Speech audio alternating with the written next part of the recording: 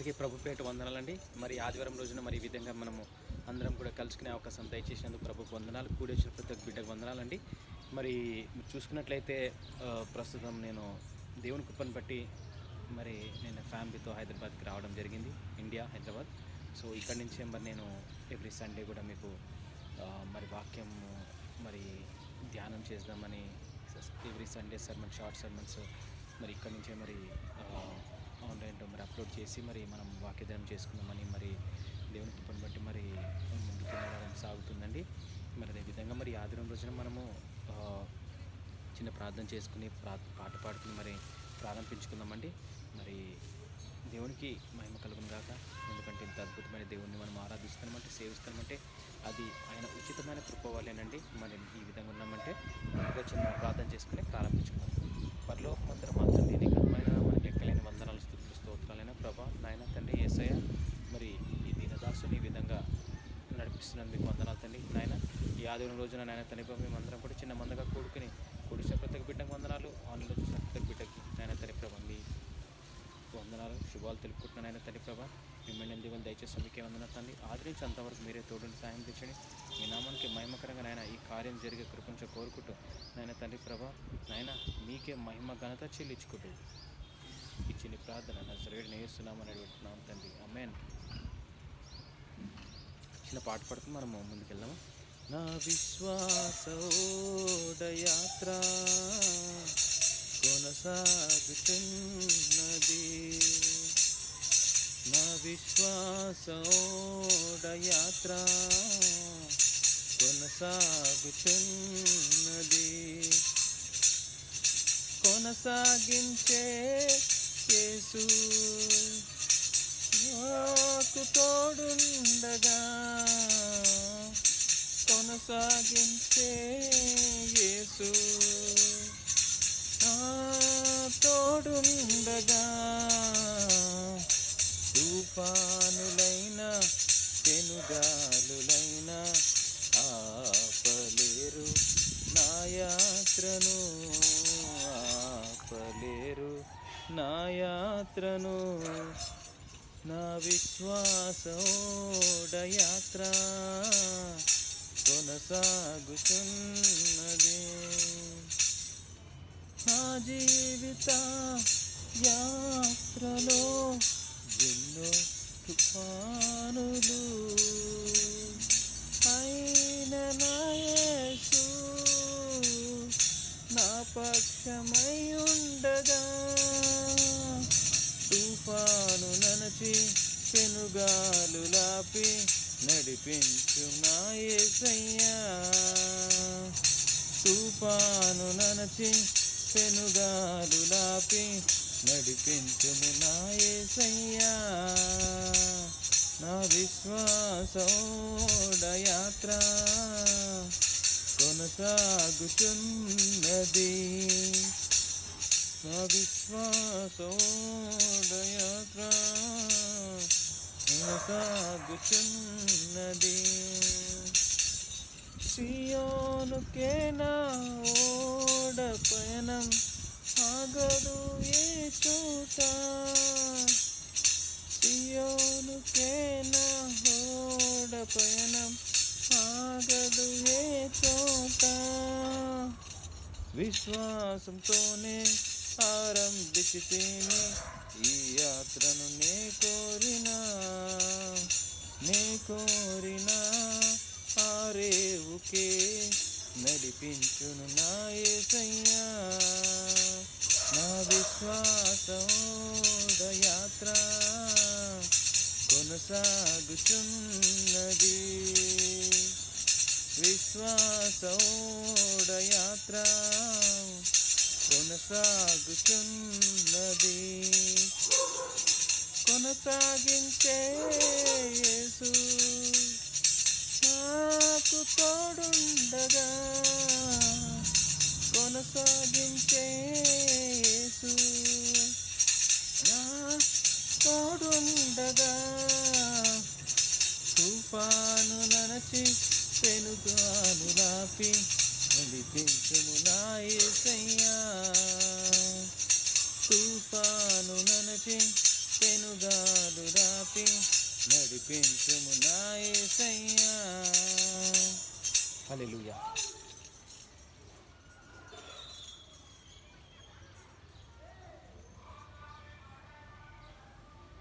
మనం ఈరోజు మార్కు 6వ అధ్యాయం 1-5 చూసుకుందామండి. మరి మార్కు 6వ అధ్యాయం 1-5. ఆయన అక్కడ నుండి బయలుదేరి స్వదేశముకు రాగా ఆయన శిష్యులు ఆయనను వెంబడించిరి. విశ్రాంతి దినము వచ్చినప్పుడు ఆయన సమాజ మందిరంలో బోధింపనారంభించెను. అనేకులు ఆయన బోధ విని ఆశ్చర్యపడి, ఈ సంగతులు ఇతనికి ఎక్కడి నుండి వచ్చెను? ఇతనికి ఇయ్యబడిన ఈ జ్ఞానం ఎట్టిది? ఇతని చేతుల వలన ఇట్టి అద్భుతములు చేయబడుచున్నవి. ఇదేమి? ఇతడు మరియ కుమారుడు కాడా? ఇతడు యాకోబు, యోసేపు, యూదా, సీమోను అనువారి సహోదరుడు కాదా? అనువారి సహోదరుడగు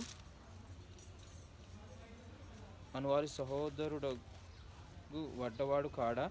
ఇతని సోదరీమణులందరూ మనతోనున్నారు కారా అని చెప్పుకొనుచు ఆయన విషయమై అభ్యంతరపడిరి. అందుకు యేసు, ప్రవక్త తన దేశంలోను తన బంధువులలోను తన ఇంటి వారిలోనూ తప్ప మరి ఎక్కడనూ ఘనహీనుడు కాడని చెప్పాను. అందువలన కొద్దిమంది రోగుల మీద చేతులుంచి వారిని స్వస్థపరచుట తప్ప మరి ఏ అద్భుతమును ఆయన అక్కడ చేయలేకపోయాను. ఆయన వారి అవిశ్వాసమునకు ఆశ్చర్యపడెను. ఆమేన్, ఆమేన్, ఆమేన్.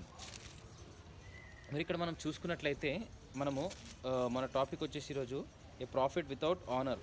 సో ఎవరైతే మరి ప్రవక్త ఉన్నారో ఆయనకి వితౌట్ ఆనర్ అంటే ఆయనకి ఘనం లేదు ప్రాఫిట్. సో ఆయన అక్కడ నుండి బయలుదేరి స్వదేశముకు రాగా, సో అక్కడ నుంచి ఆయన బయలుదేరి స్వదేశముకు వచ్చిన తర్వాత ఆయన శిష్యులు ఆయనను వెంబడించిరి. సో యేసుప్రభు ఎక్కడికి వెళ్తే అక్కడికి ఆయన శిష్యులు వెంబడిస్తున్నారు. అదేవిధంగా ఆయన శిష్యులు కూడా ఆయనని వెంబడించిరి.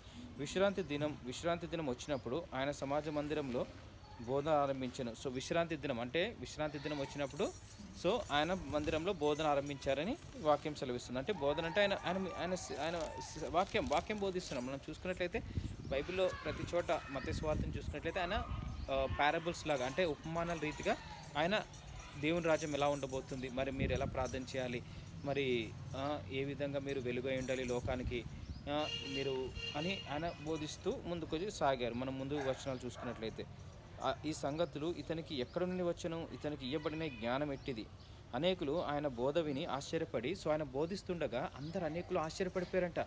ఆశ్చర్యపడి సంగతులు ఇతనికి ఎక్కడి నుంచి వచ్చాయి, ఈయనకి ఎక్కడి నుంచి వచ్చాయి సంగతులన్నీ కూడా, ఇతనికి ఇయ్యబడిన జ్ఞానం ఎట్టిది? ఇతని చేతుల వలన ఇట్టి అద్భుతములు చేయబడుచున్నవి. సో ఇతని చేతుల వలన అద్భుతాలు ఎలా జరుగుతున్నాయి? ఇతనికి జ్ఞానం ఎక్కడి నుంచి వచ్చింది? ఇతని చేతుల వలన ఇట్టి అద్భుతములు చేయబడుచున్నవి. ఇదేమి? ఇతడు మరియ కుమారుడు కాడా? ఇతడు యాకోబు, యోసేపు, యూదా ఇతడు మరియ కుమారుడు కాదా? అంటే ఈయన మేరీ వాళ్ళ అబ్బాయి కాదా అని అనుకుంటున్నారు. వాళ్ళు క్వశ్చన్ చేసుకుని, ఈయన మరియ కుమారుడు కదా, మరియ కుమారుడు అయితే అద్భుతాలు ఎలా చేస్తున్నాడు? ఈయనకి చేతుల వలన ఇట్లా అద్భుతాలు ఎలా చేస్తున్నాడు? లేదంటే ఇతనికి ఇంత జ్ఞానం ఎక్కడి నుంచి వచ్చింది? ఇతడు యాకోబు, యూదా, సీమోను అనువారి సహోదరుడు. ఇతడు మరియా కుమారుడు కాడా? ఇతడు యాకోబు, యోసేపు, యూదా, సీమోను అనువారి సహోదరుడు వడ్లవాడు కాడా? సో వీళ్ళ బ్రదర్స్ అండ్ సిస్టర్స్ లిస్ట్ పేరు చెప్పి వీళ్ళ సహోదరు వాళ్ళ ఫ్యామిలీ కాదైనా ఇతని సోదరీమణులందరూ మనతో ఉన్నారు కదా. సో ఈయనతో యేసుప్రభు సిస్టర్స్ అందరూ కూడా మనతో ఉన్నారు కదా అని చెప్పుకొనుచు ఆయన విషయమే అభ్యంతరపడ్డారంటే ఈయన ఎవరైతే బోధిస్తున్నాడో సమాజ మందిరంలో ఈయన జ్ఞానం ఎక్కడి నుంచి వచ్చింది? ఈయన మేరీ కుమారుడు కాదా? లేదంటే యోసేపు, యూదా, యోసేపు, సీమోను వాళ్ళ అన్నతమ్ములు కాదా? సీమోను, యాకోబు వీళ్ళ అన్నతమ్ములు కాదా? ఈయన ఎలా అద్భుతాలు చేస్తున్నాడు? ఇతని సిస్టర్స్ అందరూ కూడా మనతో ఉన్నారు కదా అని చెప్పుకొనుచు ఆయన విషయమే అభ్యంతరపడ్డారంట. అందుకు యేసు, ప్రవక్త తన దేశంలోనూ తన బంధువులలోనూ తన ఇంటి వారిలోనూ తప్ప మరి ఎక్కడను ఘనహీనుడు కాడని చెప్పాను. సో ఇక్కడ మన టాపిక్ ఏంటంటే ప్రాఫిట్. సో ఇక్కడ మన టాపిక్ ఏంది? ఏ ప్రాఫిట్ వితౌట్ ఆనర్. సో ఎవరైతే ప్రవక్త ఉంటారో ఆయనకి ఆనర్. ఇక్కడ ఏముందంటే ఎక్కడ ఘనహీనుడు కాదని చెప్పారంటే ఘనహీనత అంటే ఆనర్లెస్. సో ఆనర్ అంటే ఘనహీనుడు అంటే ఘనత పొందినవాడు. సో యేసు ప్రభు మరి ఘనత పొందినవాడు, ఘనత ఆయన. ఎందుకంటే ఆయన తండ్రి కుమారుని భూలోకంలో పంపించి మన పాపాల నుంచి విముక్తి కలిగేయడానికి తండ్రి పంపించారు. సో ఇక్కడ ఏం చూసుకుంటామంటే మనము ఇతని సోదరు అని చెప్పుకొనుచు ఆయన విషయమే అభ్యంతరపడ్డానంట. అంటే ఆయన విషయమే అభ్యంతరపడ్డాక అందుకు యేసు ప్రవక్త తన దేశంలో, అంటే ప్రవక్త ఎవరైతే ప్రాఫెట్ ఎవరైతే ఉన్నారో ఆయన తన దేశంలోను తన బంధువులోను తన ఇంటి వారిలోను తప్ప, అంటే తన దేశంలో తన బంధువులో తన ఇంటి వారిలో తప్ప మరి ఎక్కడాను ఘనహీనుడు కాడని చెప్పండి. తన దేశంలో తన ఇంటి వారిని తన తన తన దేశంలో తన ఇంటి వారిని తన బంధువులో తప్ప ఎక్కడ ఘనహీనుడు కారంట. అంటే ఇప్పుడు వేరే దేశంలోకి వెళ్ళి ఏదైనా చెప్తే మంచి ఘనత పొందుతాడు ఆ ప్రవక్త, మళ్ళీ అక్కడ అలా ఉంటుంది. సో ఘనహీనుడు కాడని చెప్పారు. అందుకు వలన కొద్దిమంది రోగుల మీద చేతులుంచి వారిని స్వస్థపరచుట తప్ప, సో అందుకే ఆయన కొద్దిమంది మీద చేతులుంచి స్వస్థపరిచాడు తప్ప మరి ఏ అద్భుతములను ఆయన అక్కడ చేయలేకపోయాను. అంటే ఇంకే అద్భుతాలు చేయలేదంట, ఆయన కొన్ని అద్భుతాలు చేశాడంట. ఎందుకు చేశాడంటే ఎందుకు ఇక్కడ చెప్తున్నాడు. సో మరి ఏ అద్భుతం నేను అక్కడ చేయలేకపోయాను, ఆయన వారి అవిశ్వాసంకు ఆశ్చర్యపడాను. అంటే ఆ దేశంలో ఆ ఇంటి వారిలో తన బంధువులో తప్ప ఎక్కడ గణహీడు కాడు. అంటే ఆయన ఆశ్చర్యపోయాడంటే ఏంది వీళ్ళ అవిశ్వాసం ఏంటి, ఆయన వారి అవిశ్వాసమునకు ఆశ్చర్యపడాను. అంటే వీళ్ళకి అవిశ్వాసం ఎలా వచ్చింది, నా బంధువులు నా ఫ్యామిలీ ఎందుకు ఇలా అవిశ్వాసులు అయ్యారు అని యేసు ప్రభు ఆశ్చర్యపడ్డాడంట. అందుకు గణహీడు కానని అందుకు ఆయన వారిని అవిశ్వాసమునకు ఆశ్చర్యపడి అవిశ్వాసమునకు ఆశ్చర్యపడ్డని చెప్పారు. సో ఇక్కడ ప్రవక్త తన ఆనర్ అంటే ఘనత పొందడం అనేది తన ఇంటివారు తన బంధువులు తన దేశంలో తప్ప ఎక్కడైనా ఘనత పొందుతారని చెప్పి మరి వాక్యం సెలవిస్తుంది. సో ఇక్కడ మనం చూసుకున్నట్లయితే మరి యేసు ప్రభుకి ఎన్నో పేర్లు ఉన్నాయండి. మరి ఆయన టీచరు, బోధకుడు అంటారు, టీచర్ అంటారు, అదేవిధంగా మెస్సయ్య అని అంటారు, అదేవిధంగా ప్రాఫిట్ అంటున్నారు. ఇక్కడ చూసుకున్నట్లయితే అందువలన కొద్దిమంది రోగుల మీద చేతులుంచి స్వస్థత చేసి, ఎందుకంటే స్వస్థత ఎలా జరుగుతాయి విశ్వాసం వల్ల. అక్కడ కొద్దిమందికే స్వస్థత చేశాడు తప్ప ఇంకే అద్భుతం చేయలేదు, ఎందుకంటే వారి అవిశ్వాసం ఆయన ఆశ్చర్యపడి ఇంకా ముందుకు సాగాడు ఆయన సేవలో. సో ఈ వాక్యము మరి మనము ధ్యానించుకుందాము. మరి మార్కు 6:1-5 మరి ఈ వారం మరి చిన్న ప్రార్థన చేసుకుని ముగించున్నాం.